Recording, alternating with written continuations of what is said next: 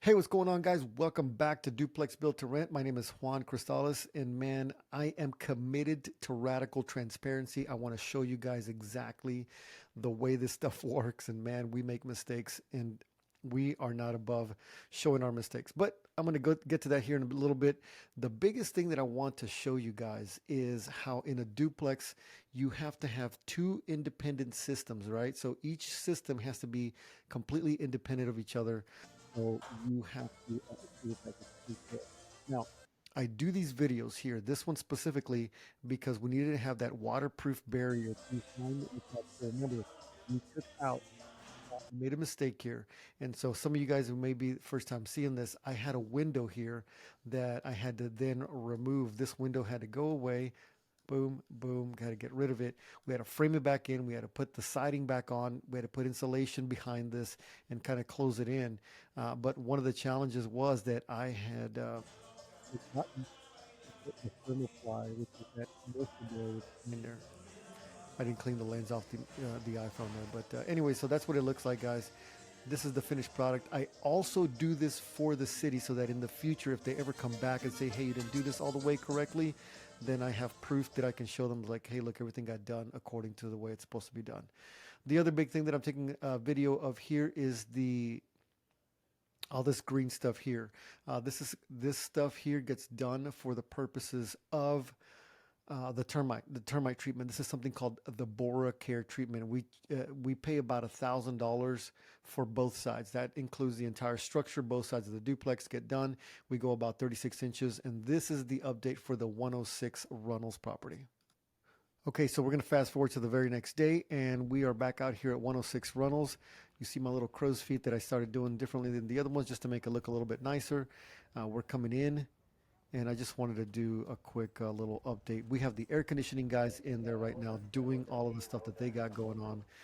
And they have all the duct work all over the place right now because they're getting the work done. As you can see here, the Boracare treatment's already been completed. The Boracare treatment is this green stuff that gets sprayed onto the 2x4s, about 24 to 36 inches up all the way around. I'm sorry, I'm moving the camera around a lot. This is just way too fast. So as you can see, we have the plumbing is in. We passed the plumbing inspection, the plumbing rough, and you can see all the duct work. Everything's getting done, taken care of. The electrician's in there getting his stuff done as well. Wow, I need to do a better job of keeping the camera more still because this is this is a I'm really shaking it around. So anyway, I'm going to show you guys here another little video where you can see the basically it's going to be independent from each other, right? So both systems, so you have unit A and unit B, they have to be completely separate. This hole, you see daylight right there, this is going to be for the extractor. So anywhere where you have a high moisture area, and that's going to be the bathrooms, the utility rooms, you have to have a vent system. You see this type of pipe here is different. It's a totally different pipe than the kind that you use for the air conditioning system. And this stuff you don't need to know yourself, guys. This is going to be the air conditioning master license guys that are out there working. They're the ones who know this stuff and they know how to set this up. But the point I'm trying to make is that this line eventually is going to have to connect through here and vent outward. And that's why there's a hole right there. But again, this is something that they're going to be inspected on, and that's going to be their responsibility to take care of. I'm just kind of showing you guys the way it looks. And then also part of the planning process is you're going to come up with something called the Manual J. And in the Manual J, they have all of this already set up for you. Okay, again, this is going to be the 106 Runnels property. This was earlier in the day, and they were still working. We have not yet passed the inspection for the air conditioning. This one here, the 104 Runnels, which is this one here, has already passed the mechanical, the electrical, and the plumbing. And as you can see right out here, we now have the sheetrock. This particular sheetrock is going to be for the firewall. Some of it's going to go here. Some of it's going to come to this property over here. And then once that's in, then we can go ahead and start doing the insulation and start covering up with the sheetrock. Give me 1 second, but those are all the updates for the 106 Runnels property. 1 second. Okay, so this is where I am wanting to show you guys how these systems are all independent of each other. And because you have a firewall, you don't want to have a break in the firewall from one unit to the other unit. So here you can see the ductwork is completed for this particular property here, the 106 Runnels, because this is the one that's going to be next for your inspection. But as you can see, none of these duct works, none of this duct goes from this side to the other side. So for example, it doesn't interfere this way, or you don't have duct work from that one coming this way. This one has its own separate HVAC system, and then completely independent from the one that's over here. All right, so you do have to have two air conditioning systems. You have two condenser units, two furnaces, two thermostats, two of everything. That's one of the big things. And then, of course, you have the center area right there, which is going to be the firewall separating the two. Each one is independent of each other. Now you see the other one on the other side doesn't cross over. I know it's kind of dark late. It was already like 6:30, almost 7. There's the firewall separating the two, and it's a 2x6 wall, so we'll get that sheetrocked in here pretty soon. This right here, I know somebody's going to ask me, what's this piece of insulation that's hanging out there? So what these guys do, and basically between the, let me see if I can back it up a little bit more so I can show you guys a little bit better. Okay, there's a little bit better. So you see how there's a piece of, this is one duct work right here. This is one duct, and then there's another one underneath here. And so what this piece of insulation does, it keeps them from touching each other. And that's one of the inspection items, is that they don't want the ductwork basically touching each other. Heat transfer, I'm not sure. They put that piece on there. We probably could trim it up a little bit just to make it look a little bit cleaner. But it's just basically so that there's no, they're not touching each other.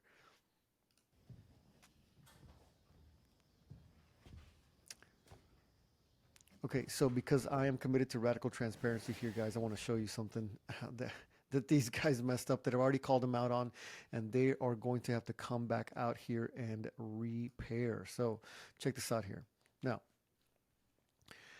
let me back up. So for some crazy reason, and I don't understand why, I think okay, you see this wood here?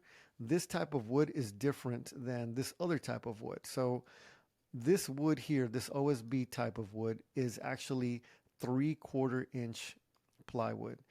And the reason why it's 3/4 inch is because it carries the weight of the air conditioning system, right?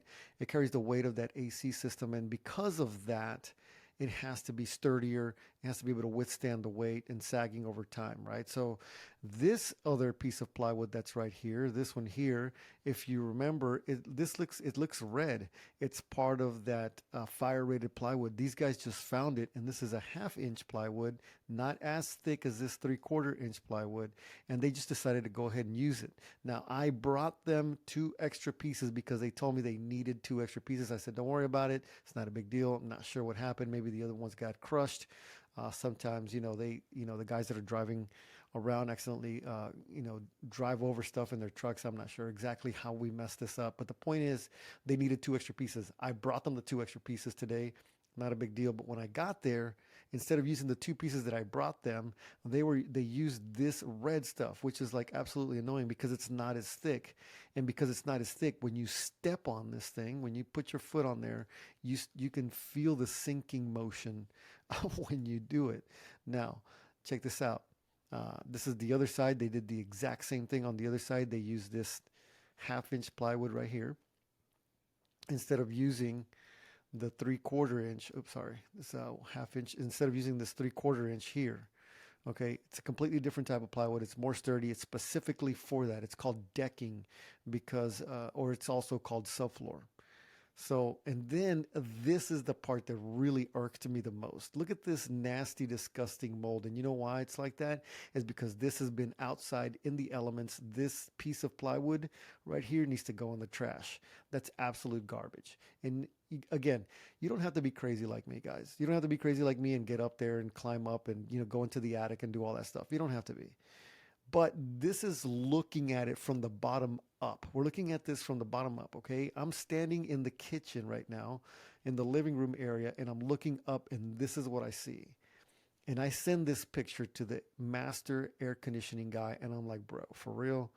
Like of all the stuff that you could use, this is what you decide to use. This black moldy stuff, like, come on, man, that's not going to pass inspection. I know it's not going to pass inspection, and it's not the right type of plywood anyway. Long story short, guys, I'm committed to radical transparency with you guys because I don't want you to think that we've got this all figured out every single time and that all contractors are going to be, awesome and fantastic. We still deal with little, small, minor things like this. It's an easy fix. It really genuinely is. But as a builder, as a constructor, as a person that, as an owner, you have to be on top of these things. Now, you're going to tell me, man, but I don't know as much as I that you know, Juan. Like there's no way that I would be able to see that. If you go into a project of yours and you see someone using wood that is black, molded looking, you should raise a red flag and say something is off here and I need to ask somebody about it. First of all, I would encourage you to say something about it and just get rid of it. So, this is a non-negotiable. I have not paid the air conditioning guy yet because this, and I'm glad that, he was calling me for payment. I'm like, bro, we call, once you pass inspection, we'll pay you. But anyway, long story short, guys, that's what happened with this one here. All right, I want to give you some other updates here on the 104 Runnels property.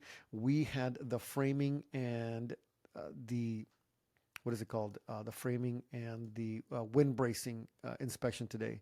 And we messed up. So we messed up because for some reason, the set of plans that we had were not on site. You see this set of plans right here? It's got that stamp from the city of Willis. That is the plans that they need there. So whatever plans were there was a set of plans that was not stamped. It doesn't matter. They all match. We don't match them. We don't change them after we've gotten a set of plans genuinely approved by the city. There's no change. There's no change orders, nothing. We just keep it. We just go through to the end of it, just getting it done. But here's the crazy part about it. The inspector showed up and they didn't have a set of stamped plans, and there was a set of plans there, but they were like so busted and disgusting. The lady called me up. She's like, I can't use those. Those things are like absolute trash. And they're torn and tattered and whatever. So I went to go ahead and get another set printed off, and I left them there, sent them a picture of it to get that done. So now we have that inspection completed. She gave us a passing for the framing and a pass for the wind bracing. The wind bracing inspection is going to be all the hurricane straps and all that stuff that I've showed you guys in other videos. Let's move on here. And this is going to be an update to the 401 MLK property. Now, check this out. While we're doing this, we're waiting for the air conditioning guy to come in, essentially, right? And I'm there with the AC guy because he's over at the 106 Runnels property doing this thing, and I'm like, hey man, let's go take a look at the 401 because we got to get that one going. And he's like, okay, cool. But look, even if you don't know anything about this stuff, right? So even if you've never built anything before, you have to have the air conditioning condenser unit right here, right? And it's gonna have to be connected and all the stuff, right? Now, I'm like, hey, so what's the deal, man? What do we need to get done? So the first thing he points out is like this stuff here, right? He's like, hey, man, we need to have the disconnect boxes in before we can do anything else. And I'm like, yeah, of course you do. So now that triggers me to call the electrician and say, hey, man, we got to have this other stuff done. The electrician's like, hey, man, we're still waiting for the fans and all this other stuff. I'm like, oh, where are these fans? So the trim kits, which and all that means is like the stuff that you can see. He has all the plugs and the switches. He's got all that stuff because that stuff I don't want to deal with. We use the same stuff every single time, whatever. I'm not going to the store to buy like face plates and like light switches and stuff like that. But the stuff that this guy does not put in as part of the bid is going to be the vanity lights, any of the chandeliers, and the fans that go in the bedrooms. Those are the three things that he won't put in. Everything else, it's going to be part of the package. So I had to look up and see where the delivery was, which is supposed to be scheduled for today, maybe tomorrow. We're supposed to be getting the delivery of the fans, the vanity lights, and all the stuff that he needs. So then he just wants to come in one day and then just do everything. So which makes sense, right? So I can't be upset at him because he doesn't have the material there to work with. So once he's got all that stuff there, he'll go ahead and start essentially putting in the other stuff that he needs. And this is the other one. So again, in a duplex, you have two separate independent units. This particular unit is going to be for unit B, and this one here is going to be for unit A. So this is the other picture I was showing you guys earlier in the video, which was the sheetrock that got delivered. Now the sheetrock that goes for the firewall is going to be a 5/8 inch sheetrock. It's going to be a little bit thicker, okay? This particular sheetrock is going to be for a 1 hour firewall in between the two units. So we have to order a little bit thicker sheetrock for the firewall. So what we do in the firewall is we just put one side in all the way to the very top, and then we put the insulation in the entire house, pass the insulation inspection, then put the other side of the sheetrock in for the firewall, then have the firewall inspection done, and then we can go ahead and cover everything up. So I'll show you guys that here in subsequent videos, but I just wanted to show you guys we got all this stuff delivered. We're supposed to have a little bit of weather tomorrow, but the good thing is that the Home Depot and Conroe does wrap them up like this, which is nice. And I asked them to. I'm like, hey guys, can you make sure that it gets taken care of? It's going to be outside in the elements, and they're like, yeah, it's cool, man. It's no big deal. So everything's there. Now, one of the big things that I always tell you guys when you're doing your duplexes is asking yourself the same question over and over and over again, which is very, very simple. What do I know and who needs to know it? Okay, that's the big question that you guys need to always ask yourselves is what do I know and who needs to know it? So right now I know that the delivery of the sheetrock is there, and I have to tell the guy who's going to be doing the firewall, who's going to be hanging, taping, and doing the stuff, he needs to know that it's there. So I have to coordinate with him. So when I take pictures of this stuff for you guys, I also send or text message those pictures over to the guy who's going to be hanging them. And I'm like, hey man, the sheetrock's here, confirmed, it's on site, because that's what they want to know. The material's there. They don't want to show up and it's like, hey man, there's no material here. And I'm like, well, yeah, they say whatever. So a lot of these guys want a picture confirmation that the material is there so they can show up. So they're going to show up early tomorrow. They're going to be putting the stuff inside and going to start hanging it, and I'll show you guys what that looks like tomorrow. So beside that, the next step is going to be the installation, because I told you guys that. So now I have to send a picture to the installation guy saying, hey man, the material for the firewall is here for the sheetrock. So you're going to be up next. So tomorrow is going to be Wednesday the 24th. Wednesday the 24th. So I'm like, can you make it out here for Thursday the 25th? And he's like, yeah. And I can do it in one day. So if he does the entire thing in one day and I can confirm that everything's done, then I can set the inspection for the installation for Friday for this 104 Runnels project here. So that's what it means, what do I know and who needs to know it? So this is another picture that I was showing you guys of the rotted out plywood in the 106 Runnels property. But anyways, guys, that's all I have for you. I did not intend to make this video so long. I think there's a lot of valuable information here for you guys.